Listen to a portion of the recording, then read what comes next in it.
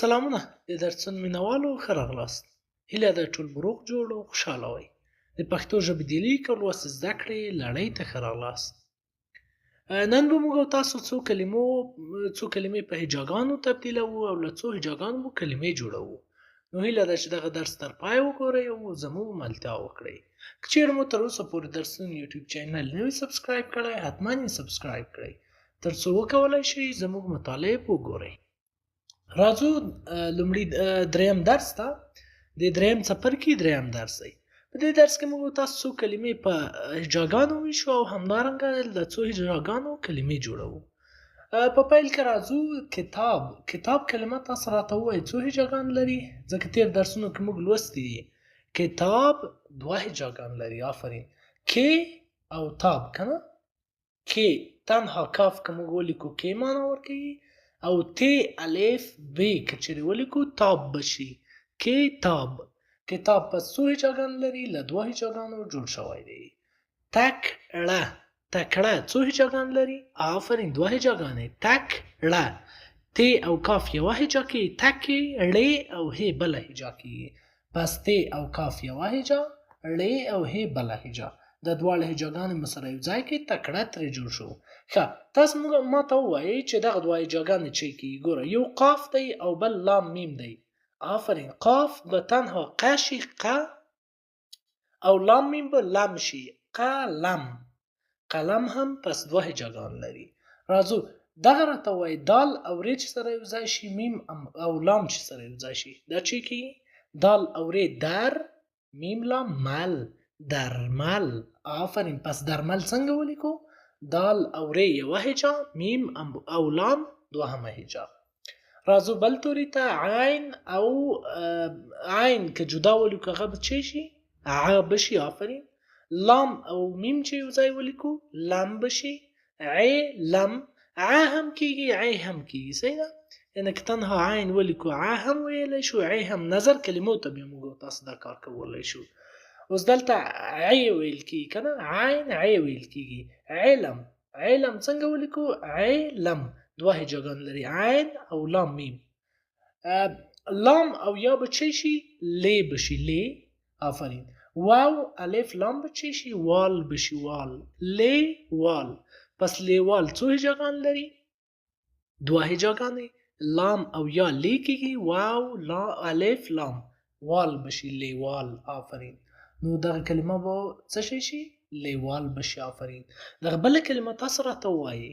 آفرین. خې واو خوا، خین یا خی یا خی، خوښي. خې واو خوا، خین یا خی، خوښي. خوښي څو هجاګان لري؟ دوه. خې واو یوه هجا کېږي، خین یا بله هجا کېږي. زحمت دا خو ډېره اسانه کلمه ده. زحمت څو هجاګان لري؟ دوه دانې. آفرین. زه یوه هجا، مت میم تی بله هجا. ما تاسو ته ویلي وو په کوم ځای کې چې سا بندېږي غږ بندېږي په هغه یوه هجا کېږي. زه دلته غږ بند شو که نه، مت بله هجا شوه. صحیح ده؟ مت دا هم سب کې بندېږي یا جدا له خولې راوځي. دا موږ تاسو ته ویلي وو چې هغه جوړښتونه چې په یو ځل له خولې راوځي هغې ته هجا ویل کېږي. پس زحمت هم له دوه هجاګانو جوړ شو. راځو بل نورو کلمو ته. هی واو هو کیږي. هی واو څنګه کیږي؟ هو کیږي. سین الف چې کیږي سا کیږي. دغه دواړه سره یو ځای کو چې بشي هوسا. هوسا. آفرین. سین پی ری چې کیږي سپر. لام یا چې کیږي لای، سپرلای. آفرین. سپرلای څو هجاګان لري؟ دوه هجاګان. آفرین. دا نو ډیره ښه کلمه ده. تاسو راته ووایئ واو څنګه لوستلی شو؟ واو به واو ووایو و، او توی او نون څنګه ووایو؟ تن. وطن. آفرین. وطن څنګه ولیکو؟ واو جدا یوه هجا کېږي، توی او نون بله هجا کېږي. کاف الف چې کېږي کا. آفرین. لام یا چې کېږي لی کالی. پس څو هجاګان لري؟ دوه هجاګان لري. سین تی او ری چې کېږي. سین تی او ری ستر، سین تی ری ستر.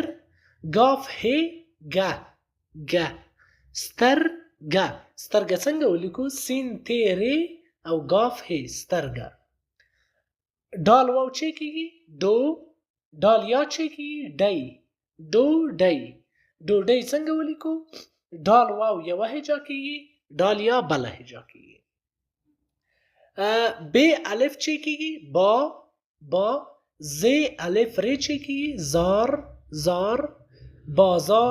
بازار څنګه ولیکو ب الف یوه هجا کیږي ز الف ری بله هجا کیږي بازار آفرین بازار کاف او ړې کړ او کاف یا کی کړکۍ څنګه ولیکو کاف ړې یوه هجا کیږي کاف یا بله هجا کیږي کړکۍ پس کړکۍ څو هجاګان لري دوه هجاګانې کاف ړې یوه هجا کاف یا بله هجا تر بیا او بلې ویډیو پورې مو علامه شه ښه وخت او ښې شیبې